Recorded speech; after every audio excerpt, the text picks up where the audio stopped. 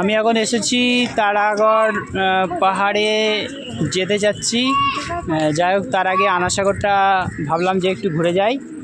তার জন্য আনাসাগরের কাছে আমরা দাঁড়ালাম, দাঁড়িয়ে আনাসাগরটা দেখে তারপরে তারাগড় পাহাড়ে দিকে রওনা দেব। যাই হোক, এই মুহূর্তে আনাসাগরের কাছে আমরা পৌঁছে গিয়েছি। তোমাদেরকে দেখাই যে আনাসাগরের কতটা পানি আছে আর আশেপাশে সাইডটা কেমন লাগছে, দৃশ্যটা কেমন কি আছে। আমরা এসেছি এখানে প্রায় 5:10 হয়েছে। যাক, তোমাদেরকে দেখাই আনাসাগরের আশেপাশে পরিস্থিতি।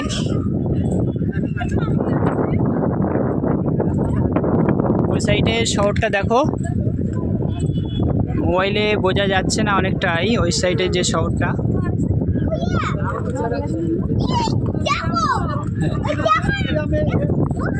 ওই সাইডের শহরটা দেখো কেমন লাগছে।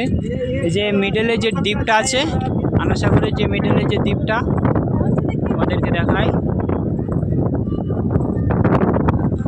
আর সাইডের যে দৃশ্যগুলো তোমাদেরকে দেখায় একটু।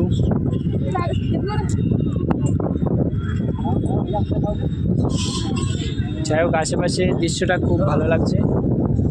এখানে অনেক ফ্যান ফলোয়ার আছে, দেখতে এসেছে। এই মুহূর্তে আমি এখানে উপস্থিত হয়েছি, খুব ভালো লাগছে আমারও। খুব সুন্দর একটা দৃশ্য এখানে।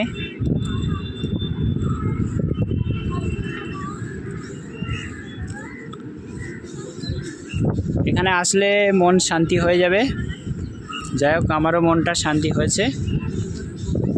তোমাদের কেমন লাগছে দৃশ্যটা কমেন্টে জানাবে। আরও অনেক ঘোরার জায়গা আছে এর ভিতরে।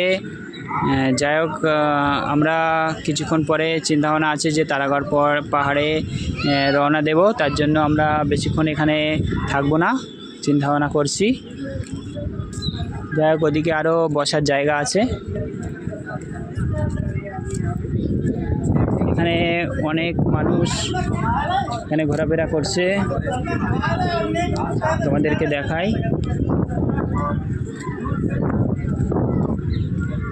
ভারতের যে পতাকা সেটা আমি দেখতে পাচ্ছি এখান থেকে, যে ভারতের যে পতাকাটা তোলা আছে, কিন্তু কোথায় কি বিষয় আছে সেটা তো আমার জানা নেই। তবে এখানকার দৃশ্যটা খুব ভালো লাগলো। যাই হোক, আনাসাগরের যে পানির দৃশ্যটা